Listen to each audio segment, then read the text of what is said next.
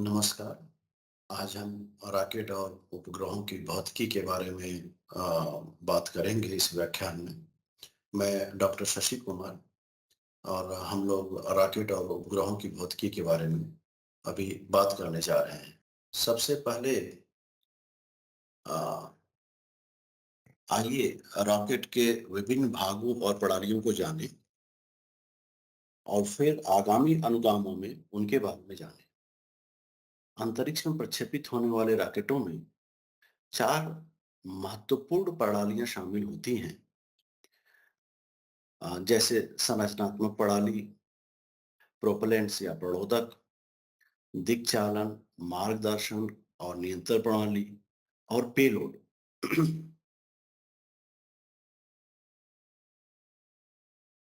जब हम रॉकेट के स्ट्रक्चरल सिस्टम की बात करते हैं, तो यह फ्रेम पूरे रॉकेट को एक साथ रखता है। बेलनाकार आकार जिसमें मोटर केस, अंतःसंरचनाएं, नाक शंकु, नोजल, प्रणोदक टैंक, ऊष्मा कवच, इंजन और अन्य फ्रेम शामिल हैं।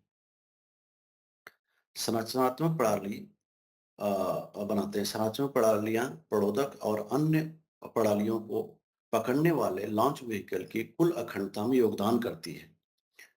सभी संरचनाओं को आवश्यक शुद्धियों के लिए निर्मित और मशीनीकृत किया जाता है।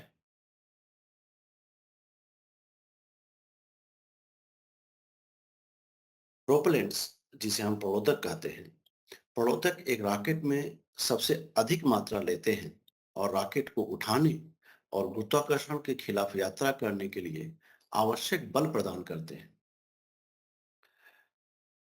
और ये मूलतः 3 प्रकार के होते हैं: ठोस, तरल और क्रायोजेनिक। ठोस पदार्थों को खंडों में डाला जाता है और लॉन्च से पहले संग्रहित किया जाता है, जबकि पृथ्वी संग्रहणीय तरल और क्रायोजेनिक पदार्थों को लॉन्च से कुछ समय पहले चरणों में भर दिया जाता है।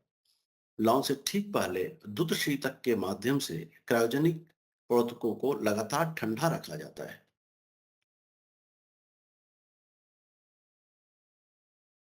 एक अंतरिक्ष यान के नियंत्रण और मार्गदर्शन प्रणाली में कई कार्य होते हैं, जिसमें स्वचालित रूप से वाहन के दृष्टिकोण यानी इसके कोणीय अभिविन्यास को स्थिर करना और इसे लॉन्च पैड से कक्षा इंजेक्शन तक ले जाना शामिल है। सिस्टम के सेंसर वाहन के वेग और स्थिति का पता लगाते हैं और शेष पथ को चार्ट करने के लिए वाहन के दृष्टिकोण और केंद्रीय प्रबोधन प्रणाली को लगातार पुनः गणना करने के लिए इस जानकारी का उपयोग करते हैं। नेविगेशन सिस्टम इसे प्राप्त करने के लिए उच्च सटीक त्वरण, गति और सटीकता की गणना पर निर्भर करता है।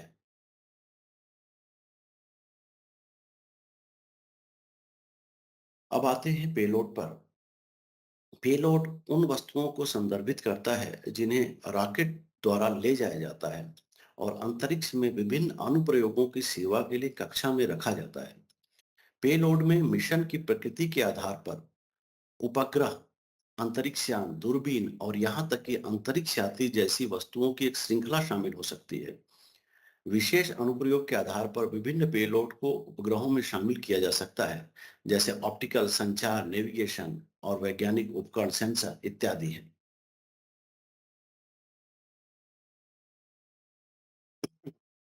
अंतरिक्ष में लगभग 4 टन के पेलोड को उठाने के लिए 400 से 450 टन के बीच वजन वाला एक लॉन्च वाहन आवश्यक है।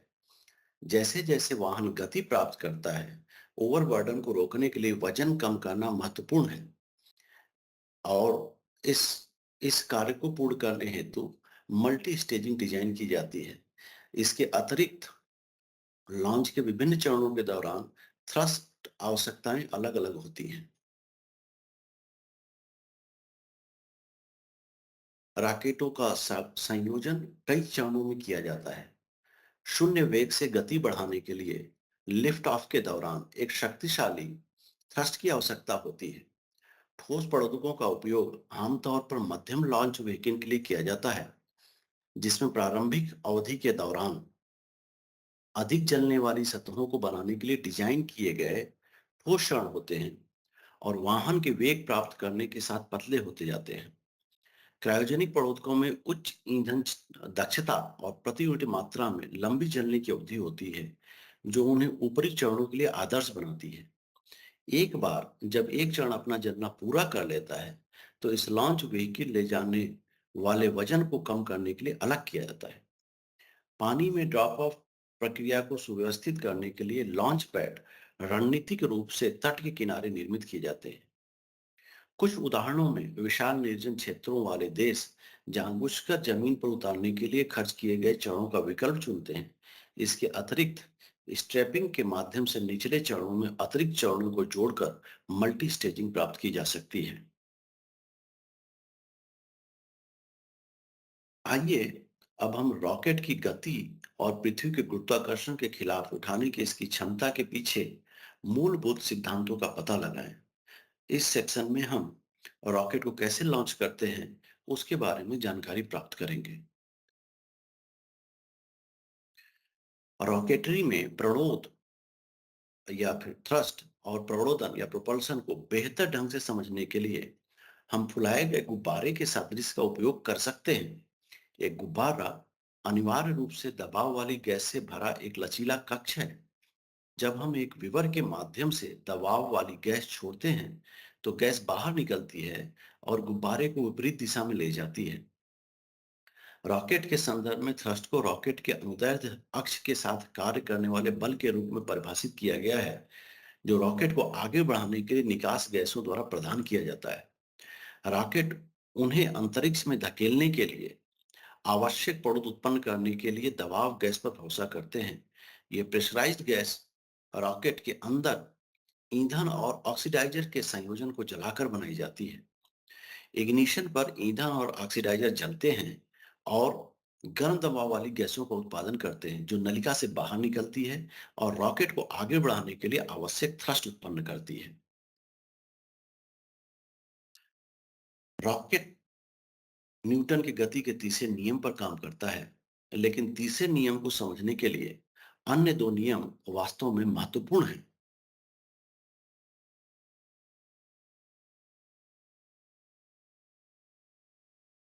प्रथम नियम यह बतलाता है, प्रत्येक पिंड जब तक अपनी विरामावस्था में अथवा सरल रेखा में एक समान गति की अवस्था में रहता है, जब तक कोई बाह्य बल उसे अन्यथा व्यवहार करने हेतु विवश नहीं करता। गति का पहला नियम एक रॉकेट पर लागू किया जा सकता है, जिसमें कहा गया है कि लॉन्च पैड पर एक रॉकेट आराम पर है और उसी स्थिति में रहेगा जब तक कि निकास गैसों के जोर से कार्रवाई न की जाए। जब कोई रॉकेट लॉन्च पैड पर होता है, तो यह संतुलन स्थिति में होता है, क्योंकि रॉकेट पर काम करने वाले गुरुत्वाकर्षण बल का मुकाबला उस बल से किया जाता है जिसके साथ लॉन्च पैड इसके खिलाफ धक्का देता है। जब एक रॉकेट के इंजन प्रज्वलित होते हैं, तो वे निकास गैसों से पड़ोद उत्पन्न करके इसे आराम की प्रारंभिक स्थिति से आगे बढ़ाते हैं। रॉकेट जब तक गति में रहता है रॉकेट तब तक गति में रहता है जब तक कि प्ररोधक समाप्त नहीं हो जाते।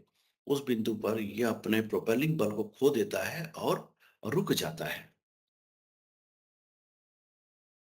द्वितीय नियम यह कहता है, किसी वस्तु पर लगने वाला बल उस वस्तु के द्रव्यमान के बराबर होता है, जो उसके त्वरण के गुना होता है। इसे रिप्रेजेंट करते हैं F इक्वल्स टू ma। जब हम रॉकेट पर दूसरा नियम लागू करते हैं, तो हम यह निर्धारित कर सकते हैं कि रॉकेट इंजन द्वारा उत्पादित थ्रस्ट, जिसको कि F से दिखाया गया है, की मात्रा दो कारकों पर निर्भर है। जले हुए प्रणोदक जो कि M है का द्रव्यमान और निकास गैसों A का त्वरण, क्योंकि वे नोजल से बाहर निकलते हैं। यह ध्यान देने योग्य है कि दूसरे नियम की व्याख्या यह कहते हुए की जा सकती है कि बल गति के परिवर्तन की दर के बराबर है। इस व्याख्या को समझकर हम रॉकेट थ्रस्ट के समीकरण में मूल्यवान अंतर्दृष्टि प्राप्त कर सकते हैं। तृतीय नियम यह बताता है, प्रत्येक क्रिया के बराबर एवं विपरीत दिशा में प्रतिक्रिया होती है। रॉकेटरी में न्यूटन का तीसरा नियम अत्यंत महत्वपूर्ण है।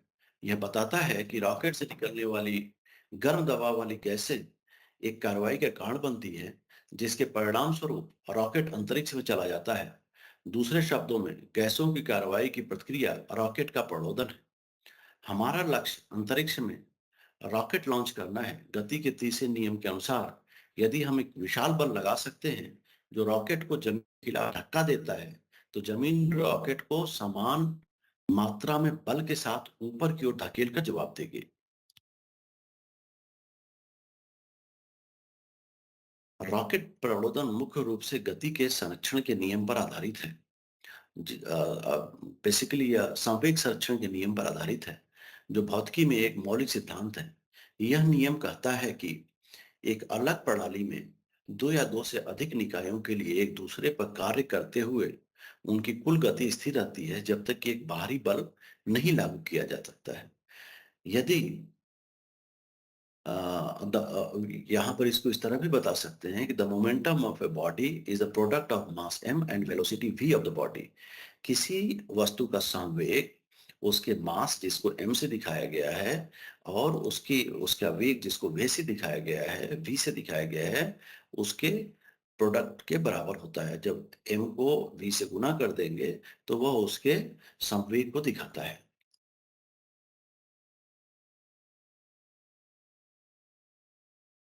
यह लॉ कहता है एक दूसरे पर कार्य करने से पहले शुद्ध संवेग एक दूसरे के कार्य करने के बाद शुद्ध संवेग के बराबर होगा।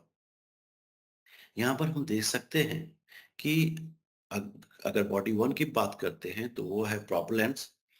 उसमें उसका मास mp दिखाया गया है और वेलोसिटी को vp दिखाया गया है। बॉडी टू जो कि रॉकेट है, उसके मास को mr दिखाया गया है और वेलोसिटी को vr दिखाया गया है। तो जब हम देखेंगे कि नेट जो कुल संवेग प्रोपेलेंट का होगा, उसे दिखाया गया है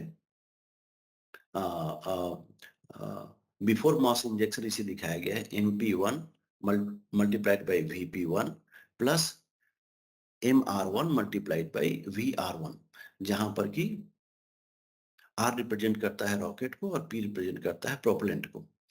और आफ्टर मास इंजेक्शन, मास छोड़ देने के बाद जब नेट संवेग की बात करते हैं तो वो होता है mp2 multiplied by vp2 plus mr2 multiplied by vr2।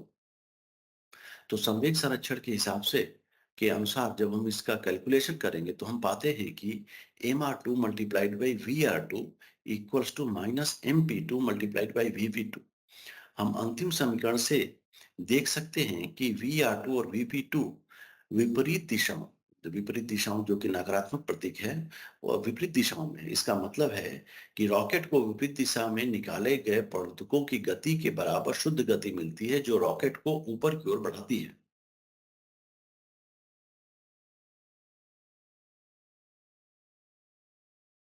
Rocket कैसे चलता है, इसे समझने के लिए आइए संवेग संरक्षण और न्यूटन के नियमों का उपयोग करें। जब एक रॉकेट इंजन प्रोडक्ट को बाहर निकालता है तो परिणामी थ्रस्ट रॉकेट को ऊपर की ओर धकेलता है। इस खंड में हम रॉकेट इंजन द्वारा उत्पन्न थ्रस्ट की मात्रा की गणना करने के लिए एक समीकरण प्राप्त करेंगे। वो समीकरण दिया हुआ है MeVe minus MoVo divided by T2 minus T1। जले हुए पदार्थों से निकलने वाली गैसें और द्रव्यमान M0V0 या MoVo संवेग के साथ नोजल में प्रवेश करते हैं और MEVE संवेग के साथ नोजल से बाहर निकलते हैं। न्यूटन के दूसरे नियम के अनुसार बल की संवेग परिवर्तन की दर के रूप में परिभाषित किया गया है। इस मामले में जोर या प्रणोद हमारी ताकत है, इसलिए हम लिख सकते हैं thrust equals to MEVE minus MoVo divide by T2 minus T1। T1 T1 वह समय है जब निकास गैसें नोजल में प्रवेश करती हैं और T2 वह समय है जब निकास गैसें नोजल से बाहर निकलती हैं। थ्रस्ट समीकरण को इस प्रकार फिर से लिखा जा सकता है T equals to MEVE minus MoVo, जहां Me और Mo क्रमशः नोजल के निकास और प्रवेश पर द्रव्यमान प्रवाह दर हैं। यह थ्रस्ट पूरी तरह से जले हुए प्रवर्तक के संवेग में परिवर्तन की दर के कारण प्राप्त होता है, इसलिए उसे मोमेंटम थ्रस्ट या संवेगी प्रवणता के रूप में परिभाषित किया गया है। थ्रस्ट समीकरण में एक और शब्द है जो निकास क्षेत्र पर निकास पर दबाव के अंतर के कारण प्राप्त होता है। इसे प्रेशर थ्रस्ट या दबाव प्ररोध के नाम से जाना जाता है। आमतौर पर इस प्रेशर थ्रस्ट का परिमाण मोमेंटम थ्रस्ट की तुलना में बहुत कम होता है और प्रेशर थ्रस्ट को यहाँ पर रिप्रेजेंट किया गया है P E minus P O multiplied by A E के से दर्शाया गया है। तो जो टोटल थ्रस्ट होगा वो होगा momentum thrust plus pressure thrust.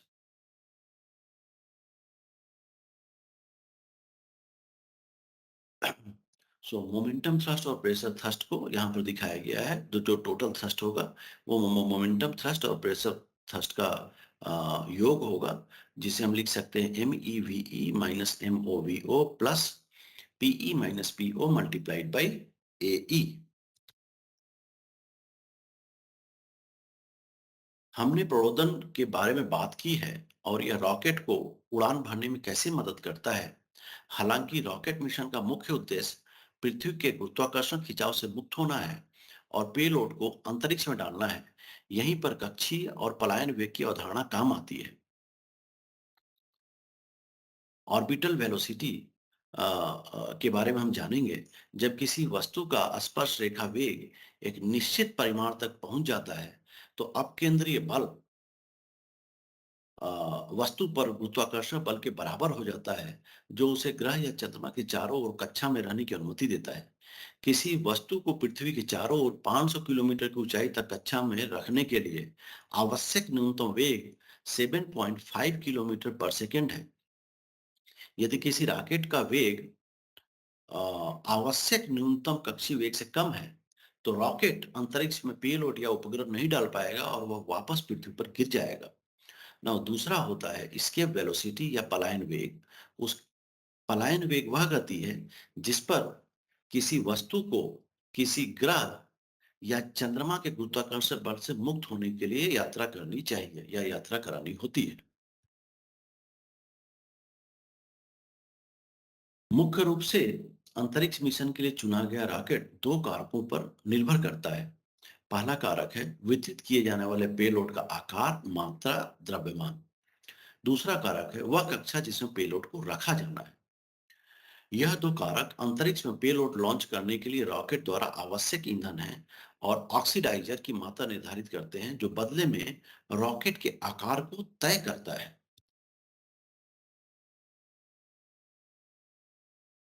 Payload बे मिशन के दौरान हमारे पेलोड को घेरने के लिए जिम्मेदार है। हालांकि पेलोड बे की मात्रा विभिन्न रॉकेटों में भिन्न होती है, इसलिए हमें ऐसे रॉकेट का चयन करना चाहिए जो बिना किसी स्थान की कमी के हमारे पेलोड को समायोजित कर सके और अ, रॉकेट का आकार मिशन के लिए आवश्यक पेलोड के आकार के समानुपाती होना चाहिए।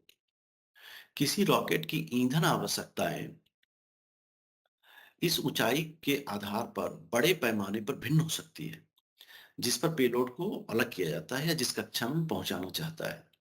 इससे वाहन का उचित आकार निर्धारित करने के लिए इन कारकों पर सावधानी पूर्वक विचार करना महत्वपूर्ण हो जाता है। उदाहरण के लिए जीएसएलवी MK3 जियो तक लगभग 4000 किलोग्राम पेलोड ले जा सकता है। यह जियो स्टेशनरी ऑर्बिट में करीब 4000 किलोग्राम तक का पेलोड ले जा सकता है। जबकि यह लियो जो कि लो अर्थ ऑर्बिट है, वहां तक करीब 10,000 किलोग्राम पेलोड ले जा सकता है।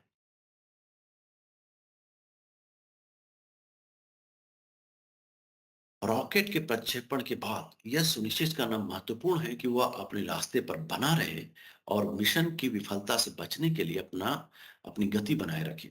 यह कैसे किया जाता है, यह समझने के लिए रॉकेट पर कार्य करने वाली ताकतों और रॉकेट प्रक्षेप वक्र का क्या अर्थ है, यह समझना आवश्यक है। इसके लिए इसके लिए चार चीजें दी हुई हैं। ये है लिफ्ट, थ्रस्ट, वेट और ड्रैग। सो पहले थ्रस्ट को समझते हैं। जैसा कि पिछले अनुभाग में चर्चा की गई है, यह बल रॉकेट और प्रणोदन प्रणाली द्वारा उत्पन्न होता है।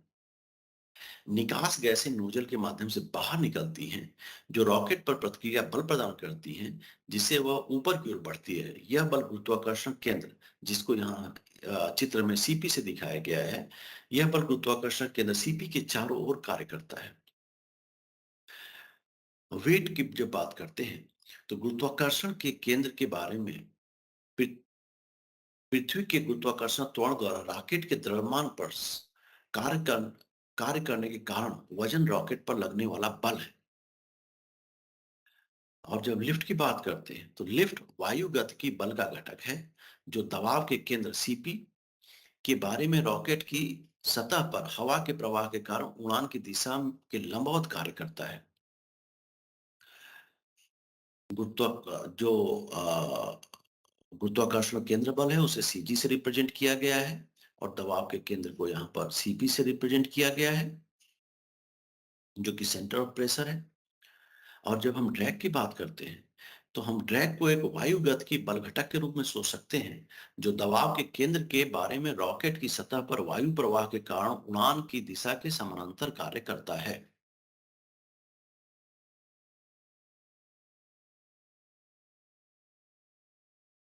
एक प्रक्षेप वक्र वह पथ है जो गति में एक वस्तु समय के कार्य के रूप में अंतरिक्ष के माध्यम से अनुसरण करती है। रॉकेट के प्रक्षेप वक्र में चार महत्वपूर्ण चरण होते हैं।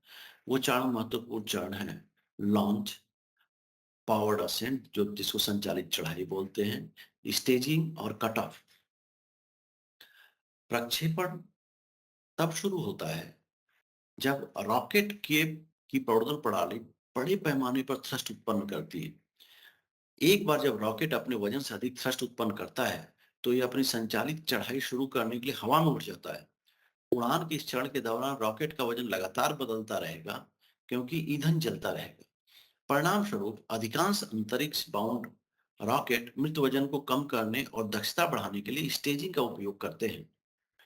पृथ्वी की सतह से कक्षा में रॉकेट की यात्रा पूरी हो जाती है, क्योंकि ऊपरी चढ़ का इंजन सही ऊंचाई और गति पर कट जाता है।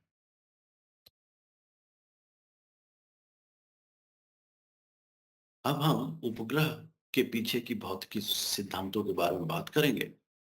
अंतरिक्ष अभियानों में सबसे अधिक चर्चित वस्तुओं में से एक सैटेलाइट या उपग्रह है।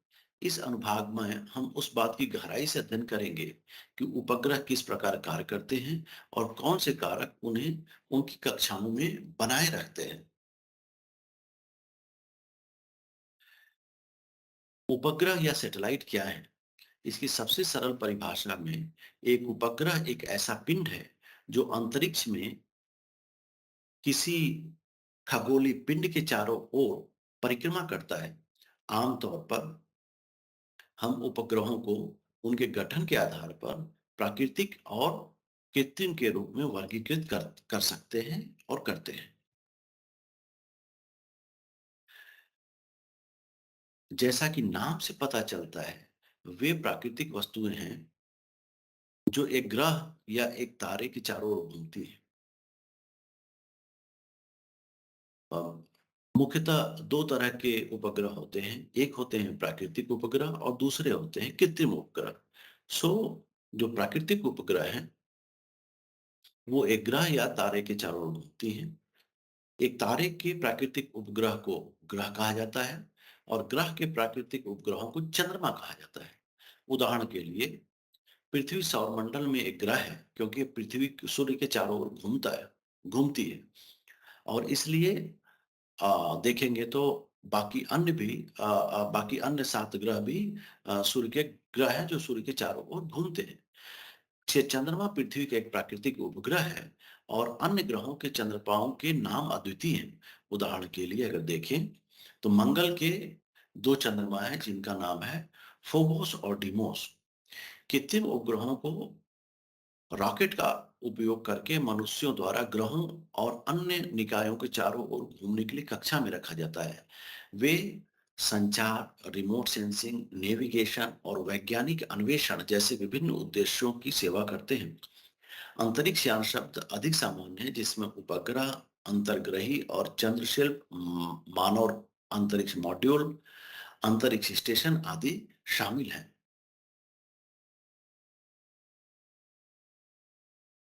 कई तरह के ऑर्बिट होते हैं, जिनमें इनमें दिखाया गया है, जिनको सर्किल, इलिप्स, पैराबोला और हाइपरबोला में वर्गीकृत किया गया है।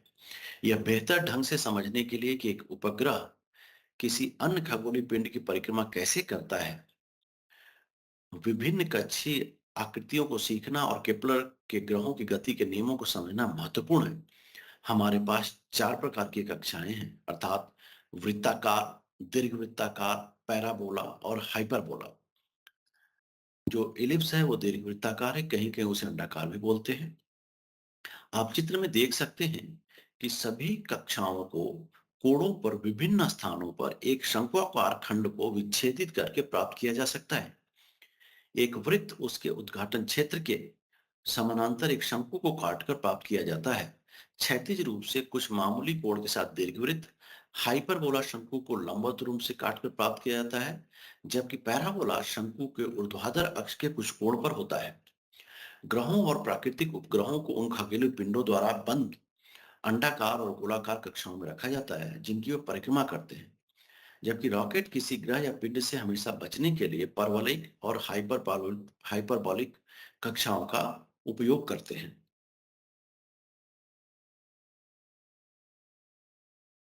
अधिकांश प्राकृतिक कक्षाएं इलिप्टिकल होती हैं या दीर्घवृत्ताकार होती है या अंडाकार होती हैं। आप एक वृत्त से परिचित हो सकते हैं। इसका एक केंद्र है और सभी बिंदु केंद्र से एक निश्चित दूरी पर स्थित हैं, इसे त्रिज्या कहते हैं। लेकिन दीर्घवृत्त, जैसा कि चित्र में दिखाया गया है, इसके मामले में दो नाभियां और दो अक्ष होते हैं। नाभियों को जोड़ने वालों को प्रमुख अक्ष कहा जाता है। इसके लंबवत को लघु अक्ष कहा जाता है।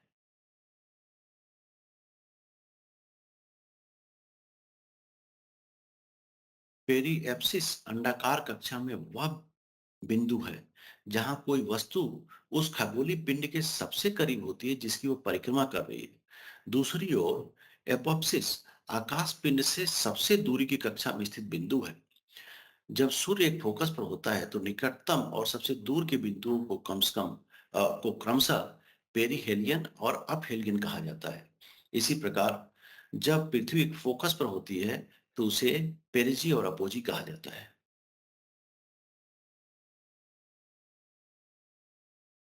आखिरी और सबसे महत्वपूर्ण शब्द जिसमें हम परिचित होते हैं वह है उत्केंद्रता, जिसे हम ई से दिखाए हैं, जिसे ई से दिखाया गया है।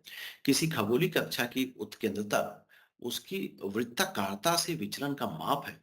ऐसा माना जाता है कि एक दीर्घ वृत्त होता है जिसकी उत्केंद्रता शून्य के बराबर होती है। जब ई का मान बढ़ता है तो वृत्त का आकार बदल जाता है और ई जब 1 के बराबर होता है तो उस पर एक परवलय बनाता है। इसलिए एक दीर्घवृत्त को 0 और 1 की सीमा में उत्केंद्रता के रूप में परिभाषित किया गया है। सो एक दीर्घवृत्त की जो उत्केंद्रता होती है वह 0 से बड़ी और 1 से छोटी होती है।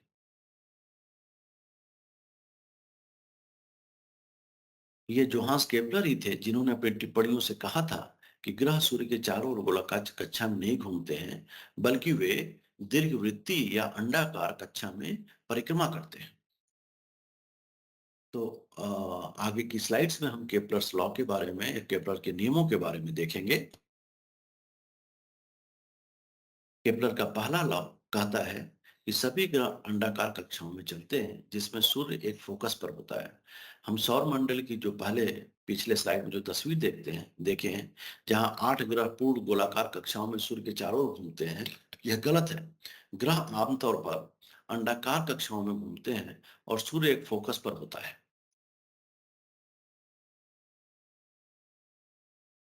केपलर का जो द्वितीय नियम है वह कहता है एक रेखा जो किसी ग्रह को सूर्य से जोड़ती है वो समान समय अंतराल में समान क्षेत्रों को पार करती है।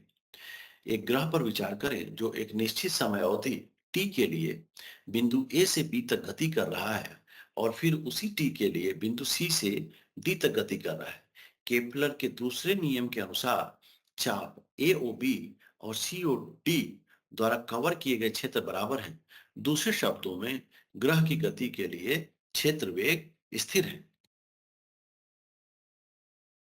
केपलर का तीसरा नियम यह कहता है, ग्रहों की परिक्रमा अवधि के वर्ग उनकी कक्षाओं के अर्ध प्रमुख अक्षों के घनों के सीधे आनुपातिक होते हैं। इसका मतलब है कि यहाँ हम देख सकते हैं कि अगर टोटल समय t है तो t square is proportional to a cube, जहां पर कि a जो है वह सेमी मेजर एक्सिस है। यदि हम किसी ग्रह या उपग्रह की कक्षा के आयाम जानते हैं तो हम उसकी समय अवधि ज्ञात कर सकते हैं। यदि हम उस विशेष कक्षा की समय अवधि जानते हैं तो हम किसी ग्रह या उपग्रह का स्थान भी जान सकते हैं। अब जबकि हमने विभिन्न प्रकार की कक्षाएं देख ली हैं, हम वहां कैसे पहुंचे? न्यूटन का कैनन बॉल एक परिकल्पना है कि किसी ग्रह की कक्षा तक कैसे पहुंचा जाए या उससे कैसे बचा जाए। यदि किसी तोप के गोले को यूं ही फेंक दिया जाए तो वह पृथ्वी के गुरुत्वाकर्षण बल के कारण जमीन पर गिर जाएगी। यदि उसी गोले को एक निश्चित वेग से फेंका जाए तो वह एक विशेष दूरी तय करेगा और फिर जमीन को छुएगा। एक विशेष वेग से तोप का गोला पृथ्वी पर वापस नहीं आएगा बल्कि परिक्रमा करना शुरू कर देगा। आइजैक न्यूटन बताते हैं कि ऐसा तोप के गोले के द्वारा कक्षीय वेग प्राप्त करने के कारण है। अंतिम परिदृश्य वह है जहां तोप का गोला ग्रह के पलायन वेग तक पहुंचने पर पृथ्वी के गुरुत्वाकर्षण बल से बच जाता है।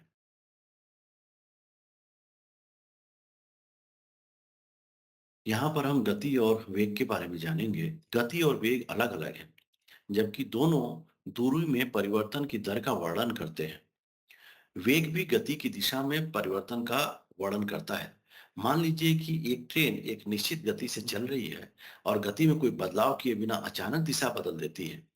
अब गति पहले जैसी ही होगी, लेकिन वेग धनात्मक से ऋणात्मक मान बदल जाएगा, क्योंकि गति को एक अदिश राशि कहा गया है जिसको कि स्केलर क्वांटिटी बोलते हैं। क्योंकि इसमें केवल एक परिमाण होता है और वेग एक वेक्टर क्वांटिटी या एक सदिश राशि है, क्योंकि इसमें एक मान और एक दिशा, जिसको सकारात्मक और नकारात्मक चिन्हों से दिशा दिखाया जाता है, दोनों होते हैं। उपग्रह गुरुत्वाकर्षण खिंचाव के अधीन होते हैं, जिससे कोई वस्तु पृथ्वी की सतह पर गिरती है।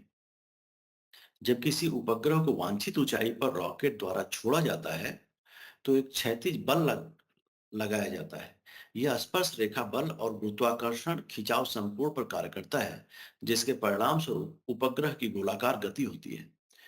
एम को पृथ्वी का द्रव्यमान, स्मॉल एम को उपग्रह का द्रव्यमान, आ, बड़े आर कैपिटल आर को पृथ्वी की त्रिज्या, स्मॉल एच को पृथ्वी की सतह से उपग्रह की ऊंचाई माने। वीओ उपग्रह की स्थिरता के लिए एक विशेष कक्षा के लिए आवश्यक वेग है। जी गुरुत्वाकर्षण का त्वरण है और कैपिटल जी न्यूटन का गुरुत्वाकर्षण स्थिरांक है। यहाँ पर हम देख सकते हैं कि gravitational force equals to kinetic energy, और जब इनके वैल्यूज रख के कैलकुलेट करते हैं तो हम पाते हैं कि v naught equals to square root of g m divided by r plus h. एक घूमती हुई वस्तु जैसे झूलती हुई डोरी से बंधा हुआ पत्थर या पृथ्वी की परिक्रमा करने वाला उपग्रह अभिकेंद्रीय बल का अनुभव करता है जो इसे केंद्र की ओर खींचता है। पत्थर के मामले में यह डोरी का तनाव है। उपग्रह के लिए गुरुत्वाकर्षण बल की आभासी स्ट्रिंग है और गढ़ती रूप में इसे दिखाया गया है। यहाँ पर ग्रेविटेशनल कांस्टेंट का वैल्यू दिया हुआ है और ये सारे वैल्यू रख करके जब हम कैलकुलेशन करते हैं तो ये कैलकुलेशन करने के बाद जो वेग है, अ, उसे हम लोग अलग-अलग कक्षाओं के लिए जब कैलकुलेट करते हैं, कक्षाओं अलग-अलग सतह से अलग-अलग ऊंचाइयों के लिए जब हम हल करते हैं तो पाते हैं माना कि यहाँ पर जो हाइट है वो 200 किलोमीटर और 600 किलोमीटर है। उसके लिए हमें कक्षीय वेग ज्ञात करना है। तो कक्षीय वेग ज्ञात करने के लिए जो इक्वेशन है उस इक्वेशन में सारे कांस्टेंट के मान हम रख देते हैं। जी का मान, बड़े एम का मान और आर और एच के वैल्यूज रख देते हैं, जहां पर जी, एम और आर ये तीनों तो कांस्टेंट हो गए, केवल एच बदलता है। तो एच बदलने के साथ हम ये देखेंगे कि हाइट बदलने के साथ देखेंगे कि कक्षीय वेग कैसे बदलता है। तो हम देख सकते हैं कि जब ऊंचाई सतह से 200 किलोमीटर है, तो उस समय कक्षीय वेग 7.788 किलोमीटर प्रति सेकंड आता है और जब ऊंचाई 600 किलोमीटर की हो जाती है, तो कक्षीय वेग 7561 किलोमीटर प्रति सेकंड हो जाता है। आप निम्नलिखित बातों पर ध्यान देंगे कि ऊंचाई बढ़ने के साथ-साथ वेग कम हो जाता है, कक्षीय वेग कम हो जाता है। उच्च कक्षाओं में उपग्रह अपेक्षाकृत धीमा हो जाता है। ग्रह का गुरुत्वाकर्षण बल अब उसे कक्षा में बनाए रखने के लिए पर्याप्त नहीं है। यह धीरे-धीरे अंतरिक्ष में चला जाता है। यदि किसी उपग्रह को कक्षीय वेग से अधिक निश्चित वेग से अंतरिक्ष में प्रक्षेपित किया जाए, तो वह पृथ्वी के गुरुत्वाकर्षण बल से बच जाता है। उस वेग को पलायन वेग कहते हैं। आइए किसी भी खगोलीय पिंड के लिए पलायन वेग ज्ञात करने के लिए एक समीकरण प्राप्त करें। मान लीजिए कि वजन m का उपग्रह h मीटर की ऊंचाई पर पृथ्वी की परिक्रमा कर रहा है। नाउ जब वो परिक्रमा कर रहा होता है, एक निश्चित बिंदु पर उपग्रह पर गतिज ऊर्जा के साथ साथ गुरुत्वाकर्षण स्थिरांक ऊर्जा भी कार्य करती है। तो जब इसके वेलोसिटी जब हम कैलकुलेट करेंगे, तो हम जो है यहाँ पर देख सकते हैं कि ऊर्जा संरक्षण के नियम के अनुसार किसी बंद प्रणाली की कुल ऊर्जा स्थिर रहती है, जिसका अर्थ है गतिज ऊर्जा के और गुरुत्वाकर्षण स्थिरांक जीपीई का योग सभी बिंदुओं पर स्थिर होगा। सकते हैं कि टोटल एनर्जी जो है वो काइनेटिक एनर्जी और गुरुत्वाकर्षण स्थितिज ऊर्जा दोनों के जोड़, दोनों के योग के बराबर है। तो हम देख सकते हैं कि VE equals to 2gm divided by r plus h. ठीक है, तो यहाँ पर escape वेलोसिटी जब अर्थ के लिए हम देखते हैं कि धरती की सतह पर कितनी होगी, जहाँ पर h जीरो है। तो जब h जीरो हो जाता है तो धरती की सतह पर हम देखते हैं कि इसके वेलोसिटी जब सारे कांस्टेंट्स के मान रख देते हैं, तो हम पाते हैं करीब करीब ये आती है 11.18 किलोमीटर प्रति सेकेंड।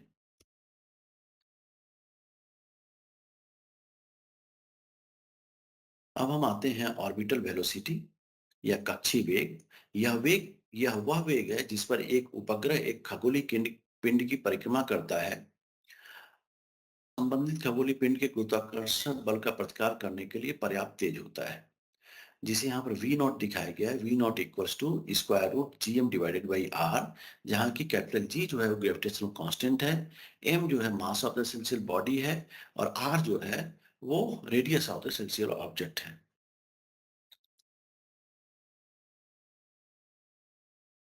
पलायन वेग की जब बात करते हैं, तो हम देखते क्या है कि ऊंचाई के साथ पलायन वेग घटता है और ये समान ऊंचाई पर कक्षा में बने रहने के लिए आवश्यक वेग के स्क्वायर रूट 2 गुना के बराबर होता है। देखते हैं कि जो वीई है that is equals to square root 2 of v o, जहाँ की वीई जो है वो है वीई का मान हमने जो कैलकुलेट किया था अभी जो पिछली स्लाइड थी 11.18 किलोमीटर पर सेकेंड।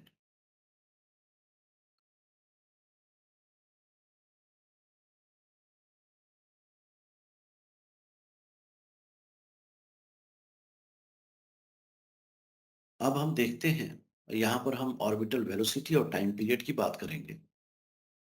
उपग्रह के घूर्णन की समाअवधि निम्नलिखित समीकरण द्वारा प्राप्त की जाती है, जो दिखाया गया 2 pi r plus h divided by v o. जब हम h के मान को प्रतिस्थापित करते हैं और समीकरण को हल करते हैं, तो हमें कई बिंदु मिलते हैं। यदि हम उन्हें ग्राफ में प्लॉट करते हैं, तो हमें कुछ इस तरह का ग्राफ मिलता है जैसा कि चित्र में दिखाया गया है। उपरोक्त ग्राफ से यह अनुमान लगा सकते हैं कि यदि ऊंचाई बढ़ती है, तो कक्षीय अवधि भी बढ़ जाती है। अ, कई तरह के ऑर्बिट होते हैं। शेप के आधार पर चार तरह के ऑर्बिट होते हैं: circular orbit, elliptical orbit, parabolic orbit और हाइपरबोलिक ऑर्बिट। वृत्ताकार कक्षा वह पथ है जहां प्रत्येक बिंदु ग्रह के केंद्र से समान दूरी पर होता है।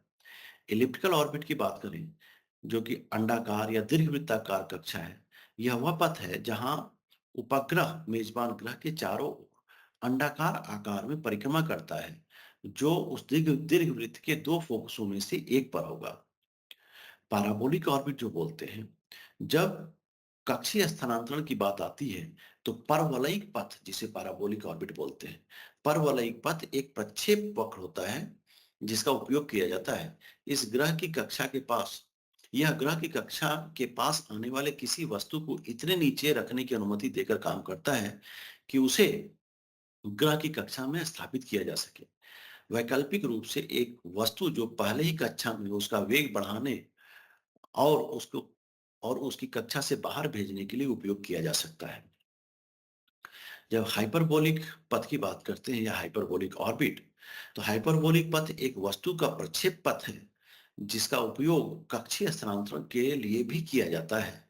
लेकिन यह वह है जहां आने वाली वस्तु के पास पहले से ही ग्रह की कक्षा में प्रवेश करने और अपने वेग और दिशा के समायोजन के साथ इससे बचने के लिए पर्याप्त गति होती है।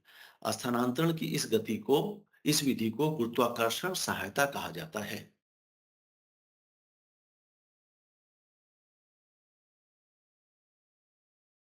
इंक्लाइनेशन के आधार पर तीन तरह के ऑर्बिट होते हैं: इक्वेटोरियल ऑर्बिट, पोलर ऑर्बिट और इंक्लाइंड ऑर्बिट।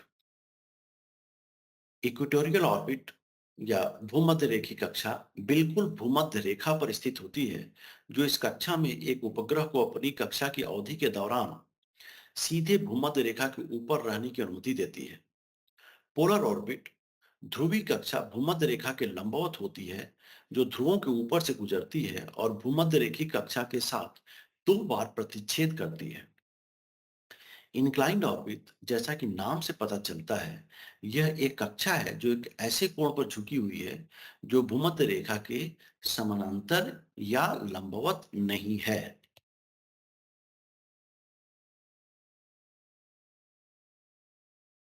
ऊंचाई के हिसाब से भी और कई तरह के ऑर्बिट होते हैं।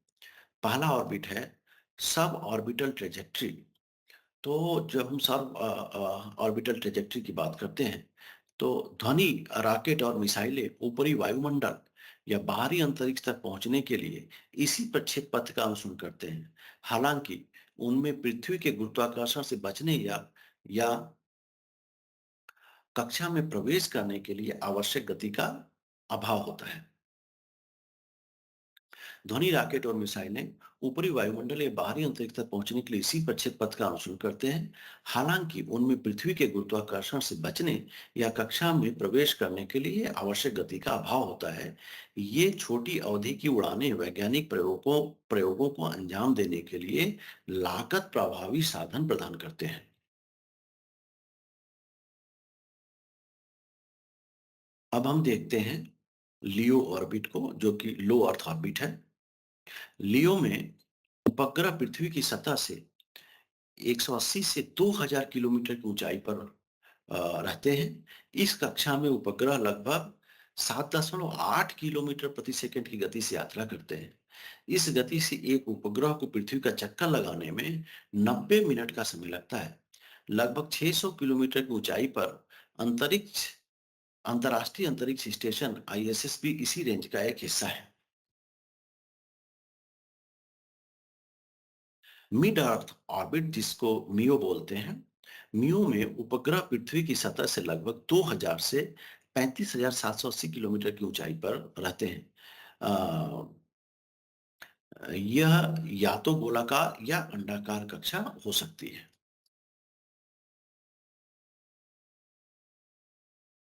अब आते हैं जियो स्टेशनरी ऑर्बिट, जिसे भू भू स्थितिक पृथ्वी कक्षा भी कहते हैं। भू-स्थितिक पृथ्वी कक्षा में उपग्रह भूमध्य रेखीय तल में स्थित होते हैं और एक घूर्णन चक्र को पूरा करने में पृथ्वी के समान समय लेते हैं, जो 23 घंटे 56 मिनट और 4 सेकंड है। परिणाम स्वरूप वे घूर्णन के सापेक्ष आकाश में स्थिर प्रतीत होते हैं। भू-स्थितिक कक्षा की ऊंचाई पृथ्वी की सतह से 35,786 किलोमीटर आकी गई है। संचार उपग्रहों को आमतौर पर जियो में रखा जाता है, क्योंकि वे पृथ्वी पर एक विस्तृत क्षेत्र तक विस्तृत क्षेत्र तक कवरेज या पहुंच की अनुमति देते हैं, जिसमें सभी तरफ 81 डिग्री तक विस्तारित कोणीय पहुंच होती है या कवरेज होती है। इसके अतिरिक्त, चूंकि वे ग्राउंड स्टेशनों के सापेक्ष आकाश में स्थिर होते हैं, इसलिए चल एंटीना स्थापित करने की कोई आवश्यकता नहीं है, जिससे लागत भी बचती है। अब बात करेंगे हम पोलर ऑर्बिट और सन सिंक्रोनस ऑर्बिट की। पोलर ऑर्बिट, जिसे ध्रुवीय कक्षा भी कहते हैं, ध्रुवीय कक्षाओं में उपग्रह पृथ्वी के चारों ओर घूमते हैं। ग्रह के ऊपर से उत्तर से दक्षिण की ओर गुजरते हैं। उनका पथ बिल्कुल उत्तरी या दक्षिण ध्रुव के ऊपर होना आवश्यक नहीं है। भले ही वे 20 से 30 डिग्री तक विचलित हों, फिर भी उन्हें ध्रुवीय कक्षा में माना जाता है। ध्रुवीय कक्षाएं एक प्रकार की निम्न पृथ्वी कक्षाएं हैं या लो अर्थ ऑर्बिट है, जिसको लियो बोलते हैं, जिनकी ऊंचाई 200 से 1000 किलोमीटर तक होती है। सन सिंक्रोनस ऑर्बिट, जिसे सूर्य तुल्यकालिक कक्षा भी कहते हैं। सूर्य तुल्यकालिक कक्षा एक विशिष्ट प्रकार की ध्रुवीय कक्षा है, जिसमें अद्वितीय विशेषताएं होती हैं। सन सिंक्रोनस ऑर्बिट को एसएसओ भी बोलते हैं। एसएसओ में उपग्रह सूर्य के साथ समकालिक होते हैं, जिसका अर्थ ये है कि वे सूर्य के सापेक्ष एक निश्चित स्थिति बनाए रखते हैं। इसका परिणाम यह होता है कि उपग्रह एक विशेष स्थानीय समय पर एक ही स्थान से गुजरता है, जैसे कि प्रत्येक दिन एक ही समय पर नई दिल्ली शहर के ऊपर से गुजरना। एसएसओ रिमोट सेंसिंग और इमेजिंग उपग्रहों के लिए आदर्श है, क्योंकि यह कक्षा उपग्रह को हर बार एक विशिष्ट बिंदु तक पहुंचाने पर समान स्तर की सौर रोशनी के साथ पृथ्वी की सतह का निरीक्षण करने की अनुमति देती है।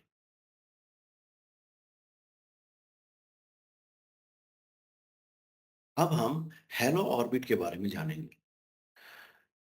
सूर्य, पृथ्वी और एक उपग्रह जैसी तीन वस्तुओं की प्रणाली में ऐसी ऐसे विशिष्ट बिंदु होते हैं, जहां दो बड़े निकायों की गुरुत्वाकर्षण शक्ति संतुलन पर होती है।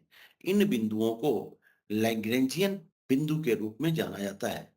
वे उपग्रह की तरह एक तीसरे छोटे पिंड को सूर्य के चारों ओर की कक्षा में भटके बिना बिंदु के चारों ओर सुरक्षित रूप से परिक्रमा करने की अनुमति देते हैं। इस प्रकार की कक्षा को हेलो कक्षा कहा जाता है। पृथ्वी से कम हस्तक्षेप के कारण इसे अंतरिक्ष दूरबीन मिशनों के लिए प्राथमिकताएं दी जाती हैं। इसरो का आदित्य एल 1 सौर मिशन ऐसी कक्षा का उपयोग करेगा।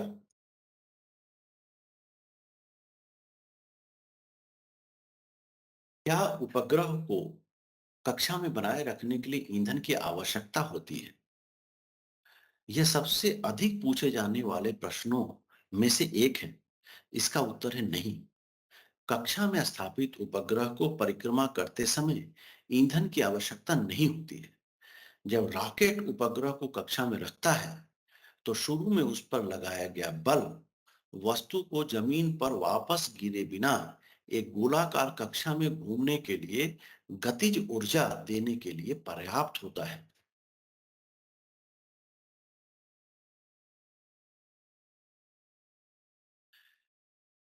मैन्युवरिंग और या फिर हम लोग स्थानांतरण की बात करेंगे। इच्छित कक्षा को बनाए रखने के लिए उपग्रह अपने प्रक्षेप वक्र में छोटे समायोजन करने के लिए छोटे थ्रस्टर्स का उपयोग करते हैं, जिन्हें डेल्टा वी या बर्न्स। ये उपग्रह इन समायोजनाओं के लिए प्रवर्तक को अपने साथ ले खतरे मौजूद होते हैं, जैसे नियर अर्थ ऑब्जेक्ट्स, जिसको नियो बोलते हैं, अंतरिक्ष मलबा और सौर तूफान। इन खतरों के कारण उपग्रह अपनी कक्षा बदल सकते हैं या पूरी तरह से नष्ट हो सकते हैं। यदि कोई आपातकालीन स्थिति उत्पन्न होती है, तो डेल्टा वी या बर्न्स की शुरुआत हो सकती है। हालांकि बार बार जलने से ईंधन उपग्रह का ईंधन खत्म हो जाएगा और इसका परिचालन जीवन काल छोटा हो जाएगा। दीर्घकालिक स्थिरता सुनिश्चित करने के लिए अंतरिक्ष मलबे जैसी मानव निर्मित समस्याओं का समाधान करना महत्वपूर्ण है। इसी के साथ मैं अपना व्याख्यान खत्म करता हूँ। इस व्याख्यान को सुनने के लिए बहुत-बहुत धन्यवाद।